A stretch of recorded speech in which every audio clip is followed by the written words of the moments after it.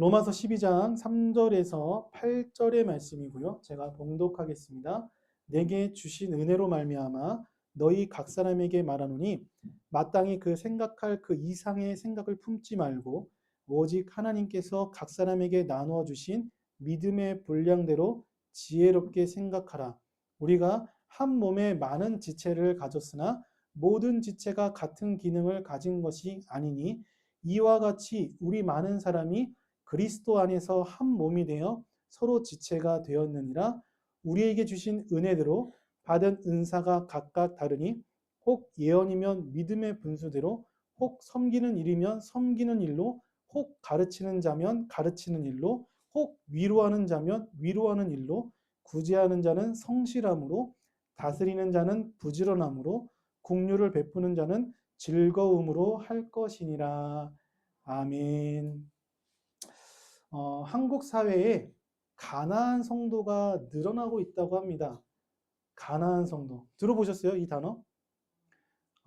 가나안에서 앞에 단어를 거꾸로 하면은 안 나가가 됩니다.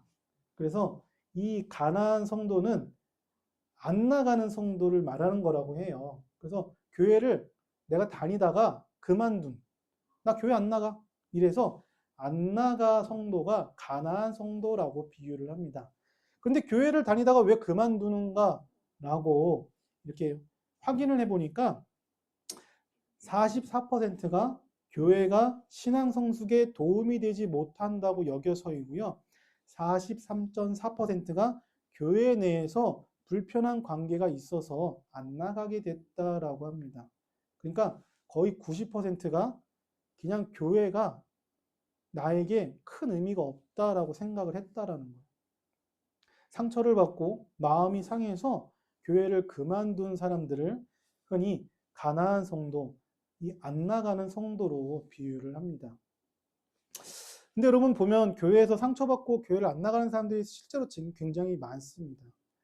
어렸을 때는 부모님 때문에 교회를 나갔다가 커서도 부모님 때문에 교회 나간 게 아니라 스스로 이제는 교회를 나가게 됐지만 교회 안에 그런 부조리한 부분들 또 상처받은 부분들이 생기니까 자연스럽게 교회를 끊게 됐다라는 것이죠.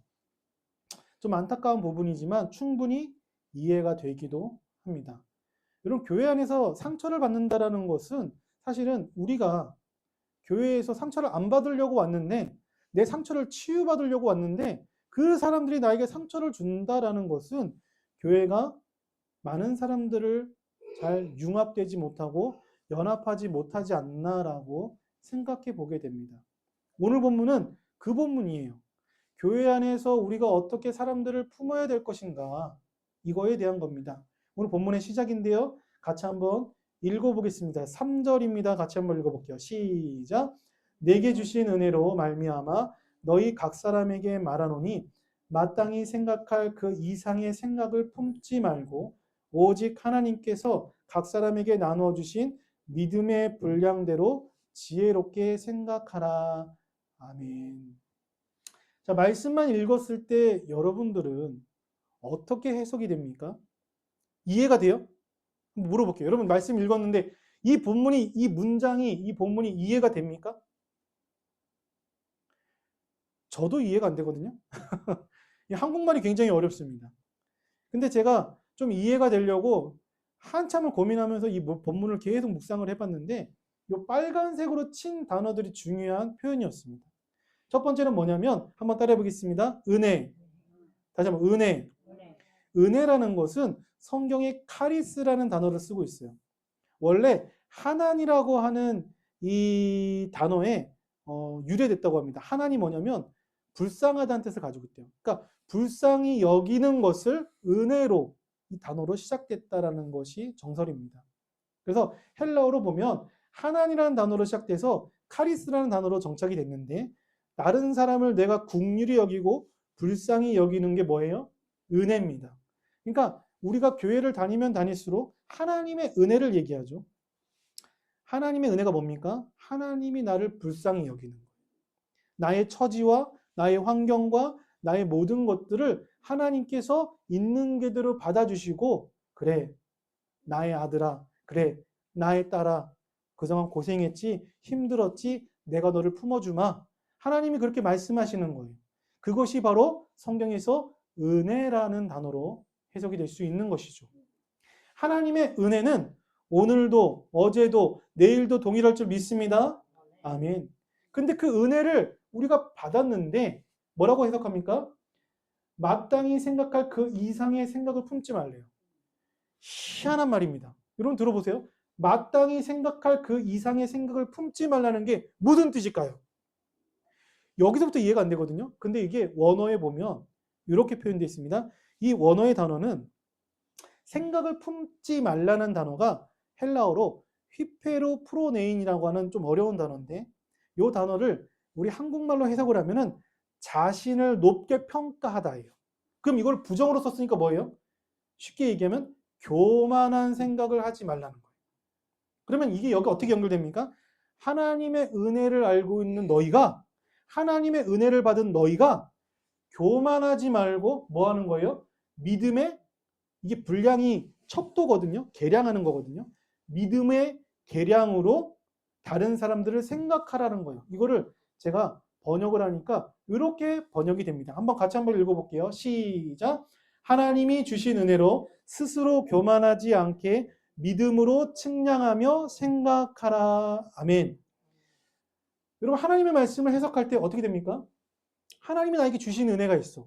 근데 그 은혜가 교만으로 하지 말라는 거예요. 네가 그 은혜를 거저받았기 때문에 너가 뭔가를 교회에서 헌금을 많이 내고 봉사를 많이 하고 말씀을 많이 읽고 기도 많이 한다고 은혜를 주신 것이 아니라 거저 주시는 하나님의 기프트, 선물이라는 거예요. 그 선물을 받았기 때문에, 거저 받았기 때문에 뭐 하라고요? 스스로 교만하지 말라는 거예요. 근데 왜 바울은 이런 권면을 했을까요? 여러분 교회를 오래 다니는 사람들의 특징이 하나 있습니다. 뭘까요? 교만하지 않은 척하면서 교만합니다. 무슨 뜻이냐면요.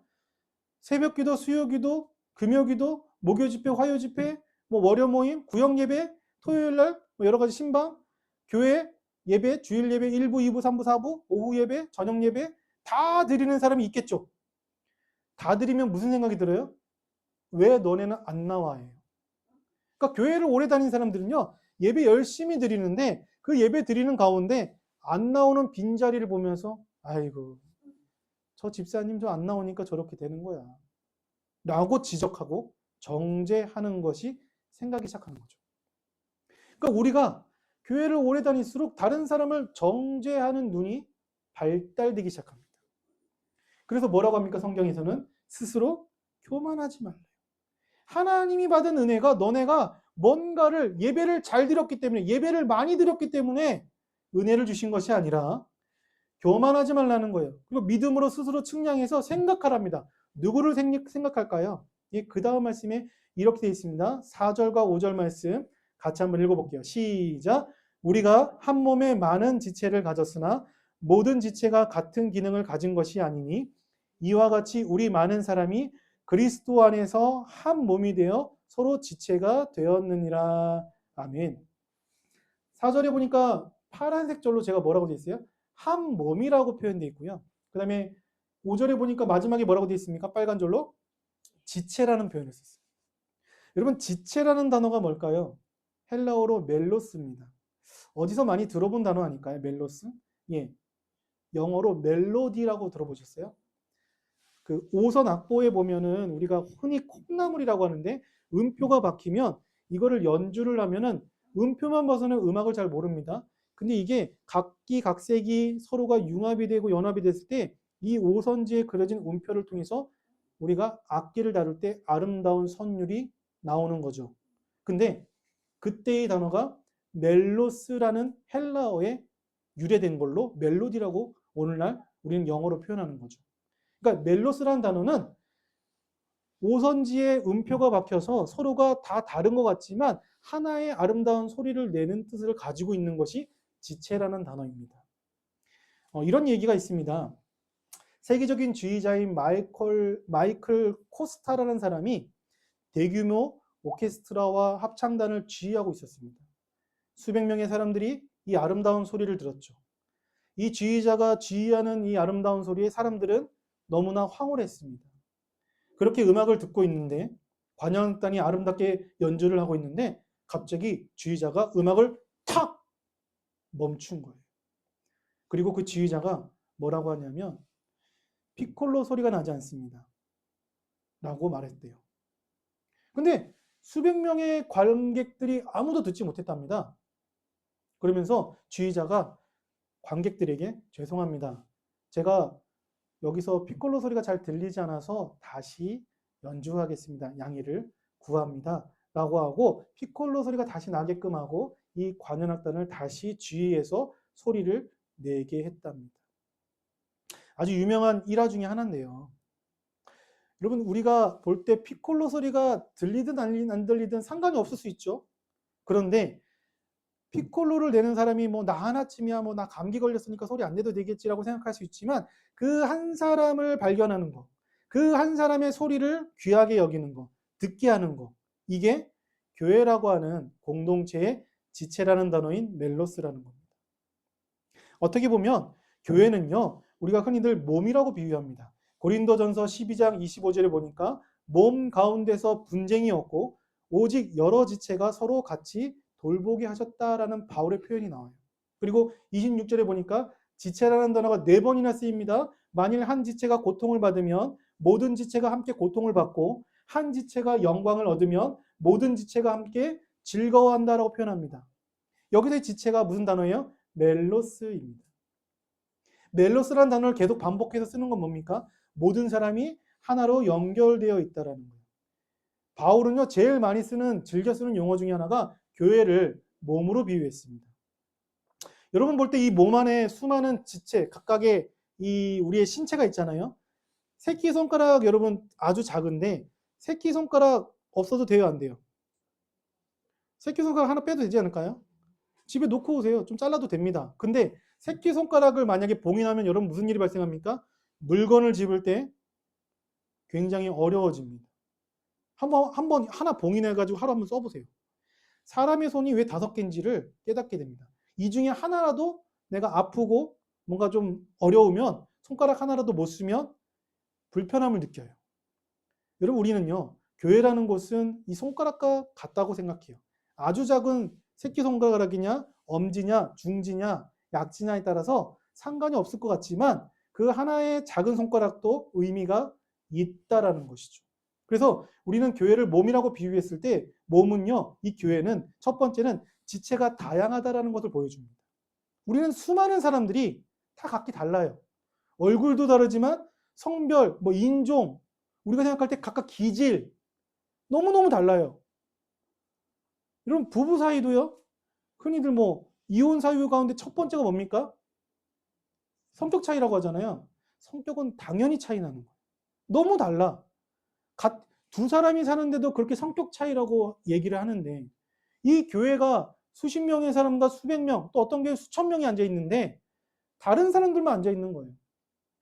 다름을 인정하기가 어려운 것이죠. 그래서 교회는요, 지체가 다양하다는 것을 생각을 해야 되는 거예요. 또 뭐가 있습니까? 유기적으로 연합할 수 있어야 되는 거예요.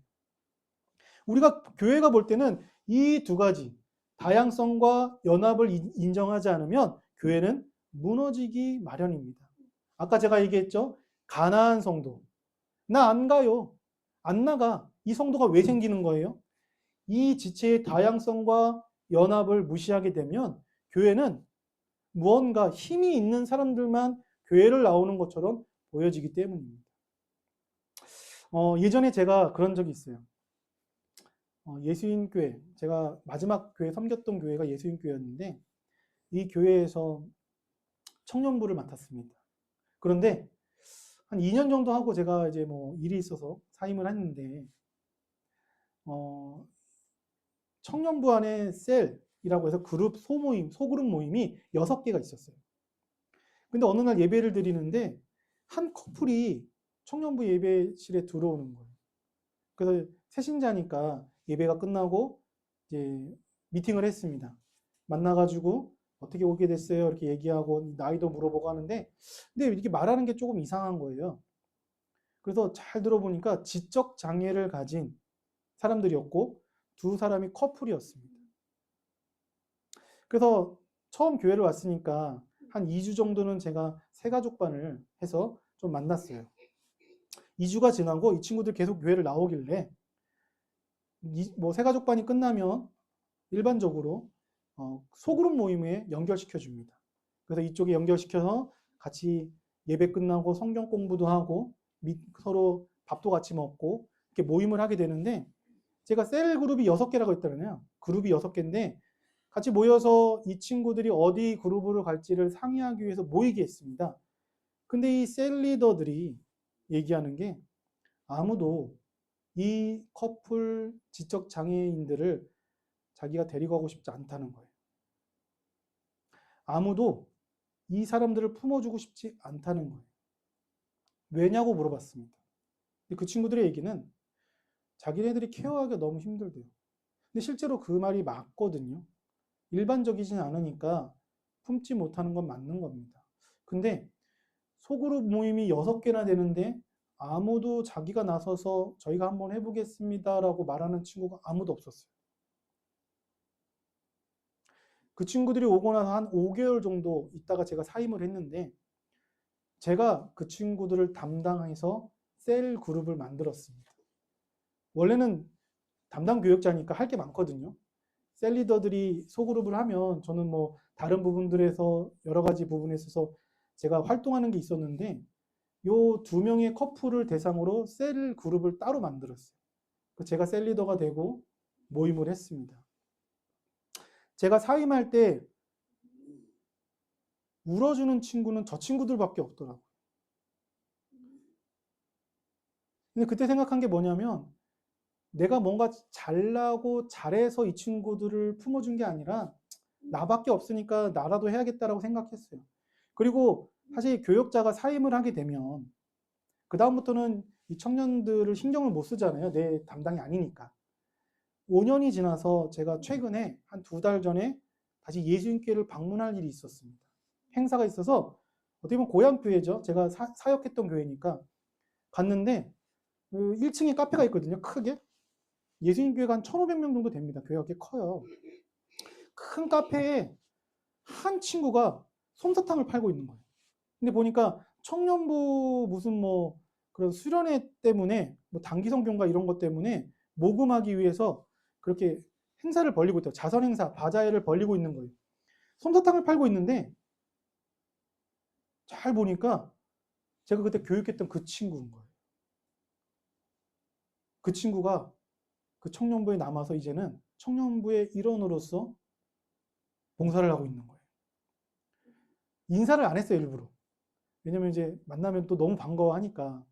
멀리서 지켜보면서 무슨 생각을 했냐면 너무 감사했어요.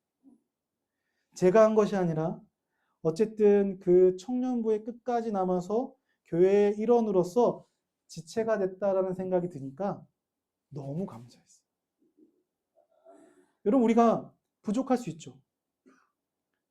모자랄 수 있죠. 우리가 볼 때는 밑도 끝도 없이 이 사람을 정죄할 수 있죠. 그런데 교회는 그러면 안 된다라고 생각해야 되는데, 교회를 오랫동안 다니는 사람들 가운데 많은 사람들이 자기 하나 편하려고 다른 사람을 받아줄 여력이 없다라고 합니다. 제가 그걸 느끼면서 많이 실망하기도 했지만, 아, 내가 더 기도해야 되고 내가 더 그런 교회를 꿈꿔야겠구나라고 생각했습니다.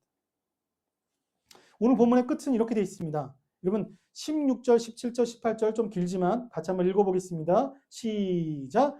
우리에게 주신 은혜대로 받은 은사가 각각 다르니 혹 예언이면 믿음의 분수대로, 섬기는 일이면 섬기는 일로, 혹 가르치는 자면 가르치는 일로, 혹 위로하는 자면 위로하는 일로, 구제하는 자는 성실함으로, 다스리는 자는 부지런함으로, 긍휼을 베푸는 자는 즐거움으로 할 것이니라. 아멘.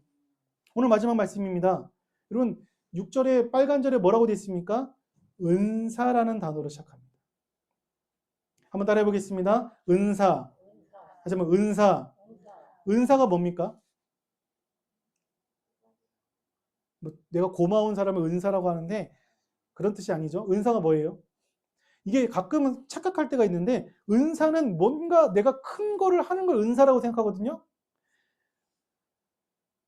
원어를 보면은 이렇게 돼 있어요. 은혜는 아까 뭐였어요? 카리스라고 돼 있었어요. 은사는 원어를 보면 뭐라고 돼 있냐면 카리스마가 돼 있습니다. 은혜는 하나님이 주신 국률함 받는 거예요. 그죠? 은사는 뭐냐면 받은 사람이 펼치는 겁니다. 행위예요. 은혜를 받은 사람이 펼치는 거기 때문에 카리스마라는 단어를 썼다는 거예요.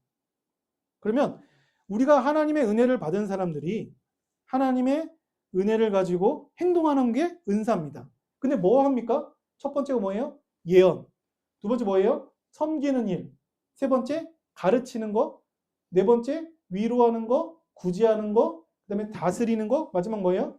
긍휼을 베푸는 것까지 이 모든 것이 나를 위한 게 아니라는 거예요. 누구를 위한 걸까요? 예, 교회의 다른 사람들을 위해서, 교회의 공동체를 위해서, 다른 사람들을 섬기라는 거예요. 하나님이 주신 은혜를 나만 간직하고 나만 누리는 것이 아니라 다른 사람을 섬길 수 있도록 예언하고 하나님의 말씀을 가르치고 섬기고 가르치는 거, 위로하는 거, 또 구제하는 거, 다스리고 긍휼을 베푸는 것까지 다른 사람을 위해서 할 수 있다라는 거예요. 근데 여기 마지막에 뭐라고 되어 있습니까? 기냥하는 것이 아니라 뭐 하는 거예요? 즐거움으로 하라라고 성경이 표현되어 있습니다. 여러분 즐겁습니까? 다른 사람을 위해서 봉사하는 게 즐거워요? 하나도 안 즐겁죠. 왜요? 아니 나 교회 나와서 예배드리기도 바빠 죽겠는데 내가 무슨 다른 사람을 위해서 봉사해? 근데 여러분 아까 뭐라고 했습니까? 하나님의 은혜를 받은 우리가 그거를 뿜어내는 거를 은사라고 했잖아요. 하나님의 은혜를 정확하게 아는 사람들은 즐거움으로 이것을 감당할 수 있다는 거예요. 그냥 의무적으로 직함이 있으니까 당신은 꼭 해야 된다라고 부담감을 가지고 하면은 누구도 못합니다.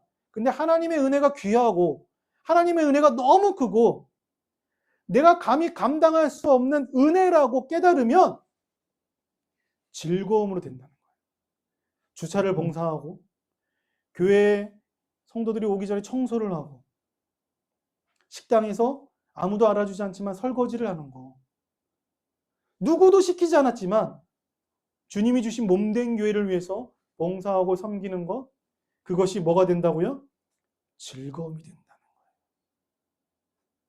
여러분 저희가 목회자로서 가끔은 말씀을 전할 때 일로서 다가올 때가 많습니다. 만약 제가 설교하는 게 기뻐 보이나요? 얼마나 많은 고뇌와 생각과 고민을 많이 하는지 몰라요. 어떻게 하면 쉽게 우리 어르신들에게, 우리 성도님들에게 말씀을 전할까? 고민을 정말 많이 합니다. 저도 목회를 한 지 20년이 다 가는데 생각보다 이제는 좀 오래된 것 같은데 여전히 설교가 어려워요. 근데 즐거움으로 이것이 다가올 때가 오더군요. 언제 오는지 아세요? 뭐 사례받아서? 아니에요. 즐거움으로 올 때가 언제냐면 하나님의 말씀이 귀하게 느껴질 때. 내가 당장 이 말씀을 잘 전해야겠다. 저는 그거를 예를 들 때 이렇게 예를 듭니다. 맛있는 김치찌개집을 찾았는데 너무 맛있어. 내가 이 음식을 우리 아내랑 우리 애들에게 갖다 줘야겠다. 사장님, 이거 3인분만 포장해 주세요. 그때 그렇게 말할 때 그 마음은 너무 맛있는 음식을 나만 먹기 너무 아깝다라고 느꼈을 때 포장해 가거든요. 여러분 복음이 말씀이 그와 같다라고 생각합니다. 우리에게 교회는요. 음식을 나누듯이 다른 사람에게 이 음식을 맛보게 하는 거예요. 비록 부족할지라도 어려울지라도 조금 우리가 볼 때는 모자라 보일지라도 지체, 멜로스라는 단어처럼 악보와 같이 우리가 하나의 연합체로서 다양하지만 하나님의 말씀으로 서로 융합되는 그런 성도들이 되기를 주님의 이름으로 축복하고 축원합니다. 아멘. 우리 같이 찬양